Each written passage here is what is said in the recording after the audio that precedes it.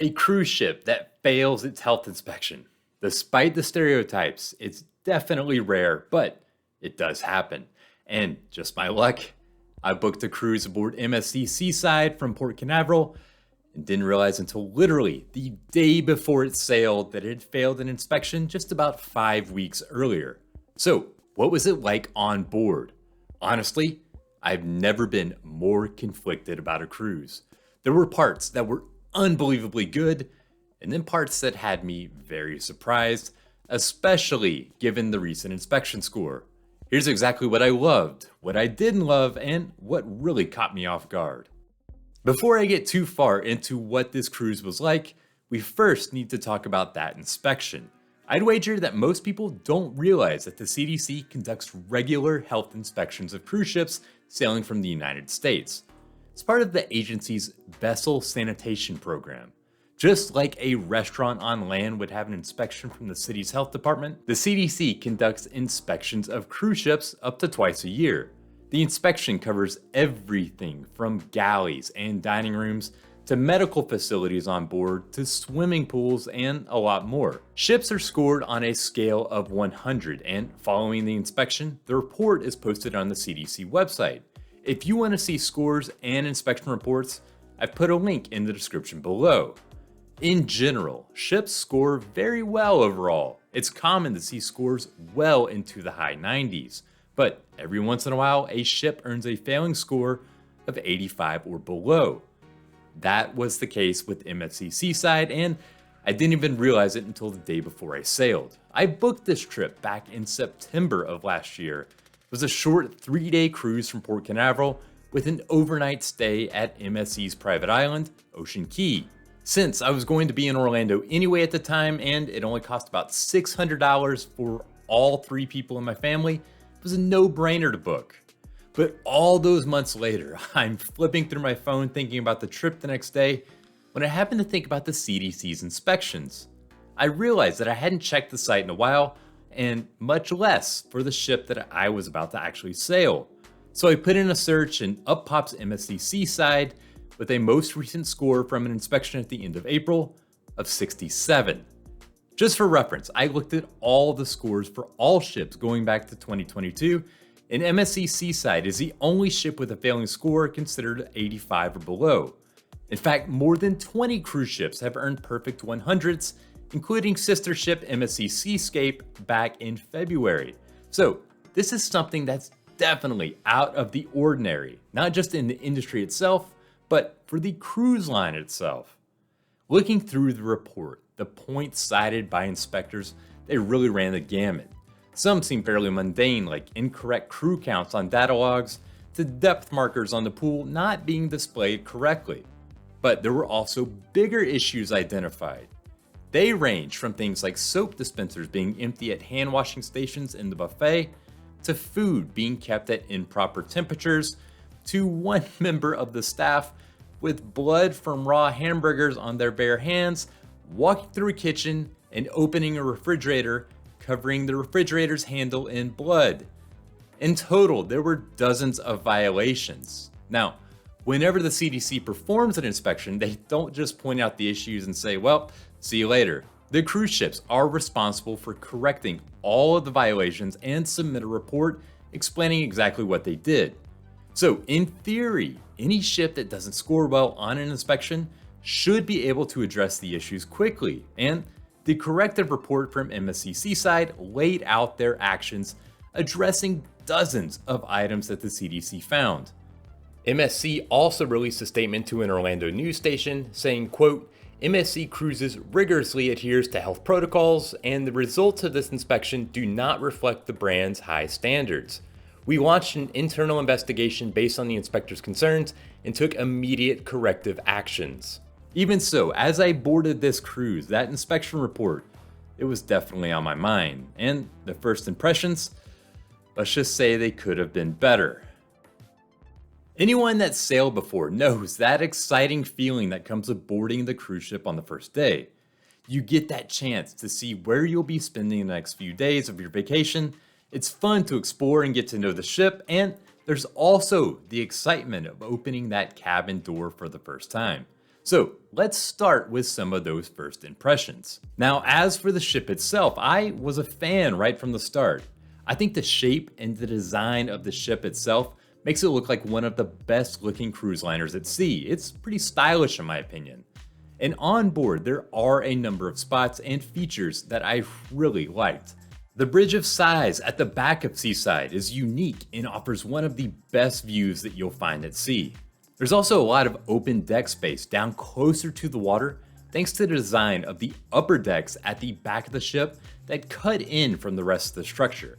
I feel like a lot of newer ships sort of hide you from the outdoors and the ocean anywhere but the top pool deck. MSC Seaside, it seems to actually do the opposite. Inside the ship, there are a few different aspects that I want to address. First is the layout, which I thought was solid. It's easy to get around as the walkways flow from one end of the ship to the other in a way that makes sense instead of constantly making you turn back and forth to get from one end of the cruise ship to another, like some other ships. And despite the ship sailing full according to a sign at guest services, it never felt terribly crowded. Busy, sure, but there was still plenty of space around the ship. I will say that some of the venues are a little weird to me. For instance, Carnival has a Skybox sports bar. Royal Caribbean, they have Playmakers. MSC Seaside, it has a sports bar named Sports Bar. Although I did like these cozy spots to sit, have a drink, and watch a game. I was also a big fan of the covered pool area with retractable roof, which is always nice because even if the roof is open, there's still plenty of spots that are covered so that you get the shade, but you also get the benefit of the open air.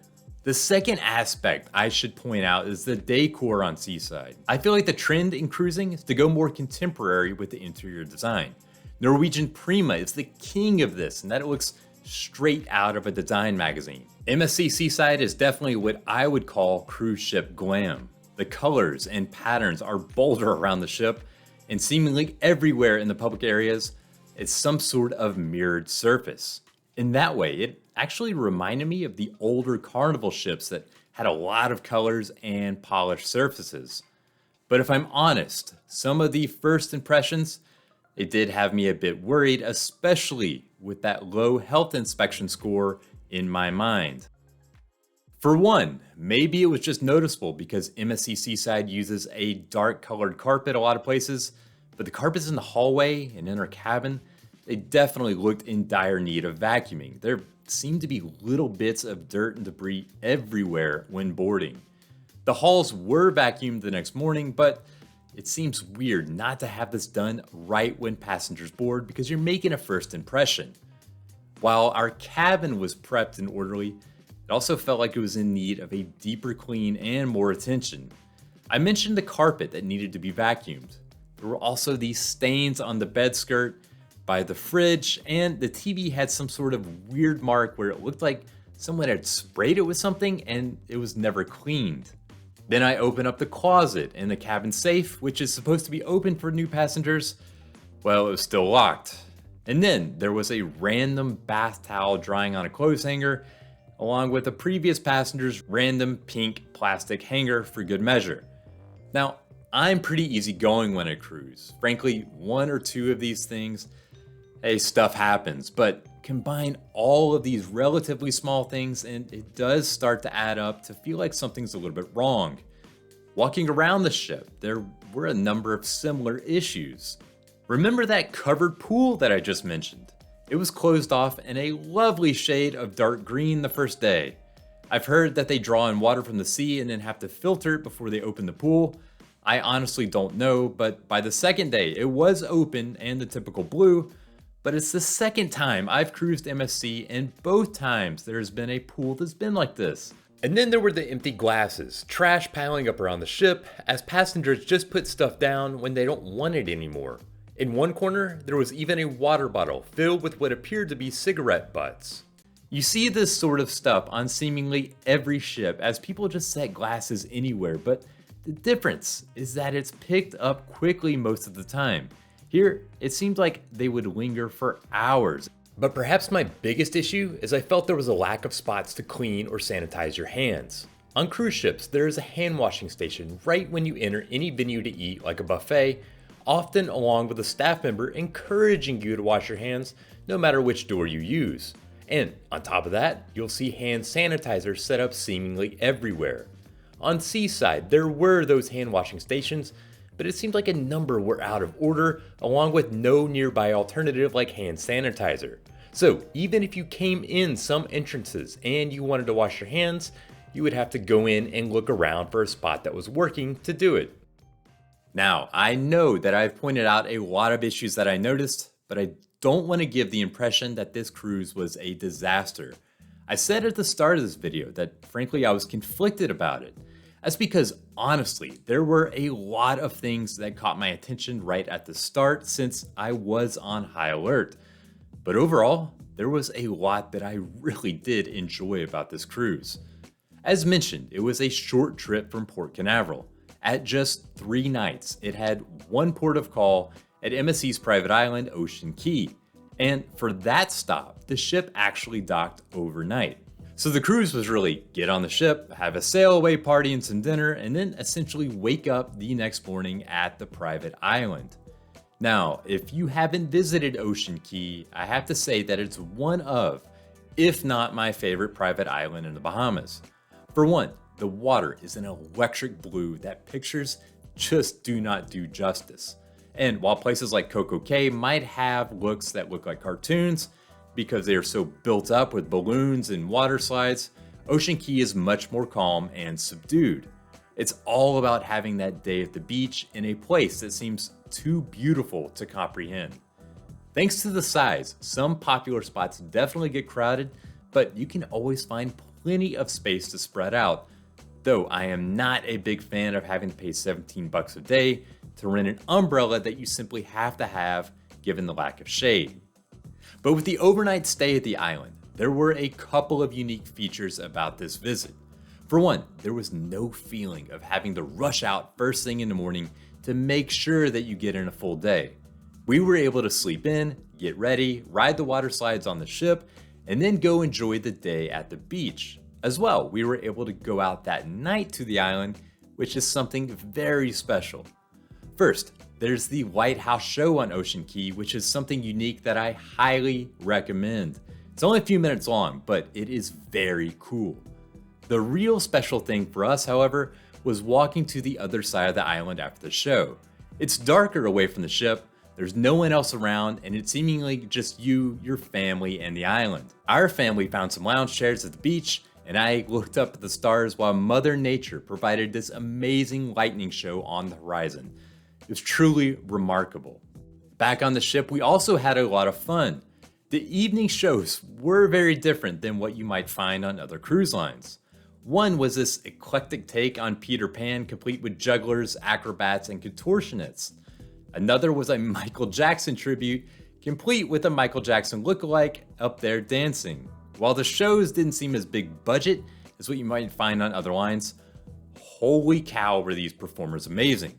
Both shows ended with standing ovations. We also spent some time in the arcade on the ship blasting zombies, which the kid loved, and driving the F1 simulator, which yours truly loved. There was also a fun moment when a bartender surprised my son with a zero-proof cocktail that neither he nor his parents were expecting, but he loved it. Small moment, but it did make a big impression. And I have to admit to eating way more pizza than I should have, simply because I thought it was some of the best pizza that I've ever eaten, not just on a cruise ship, but really anywhere. The bottom line is that I think for those that are a bit more picky and expect everything to be perfect on a cruise, this was not your vacation. There were issues, and that's a little unnerving considering the health inspection score. That's when you would expect everything to be on the up and up, but it did not stand in the way of having a lot of fun for us. Things I noticed at first, sure, absolutely, but not showstoppers. So if you have an upcoming trip here, I think you will have fun. Just bring some hand sanitizer with you.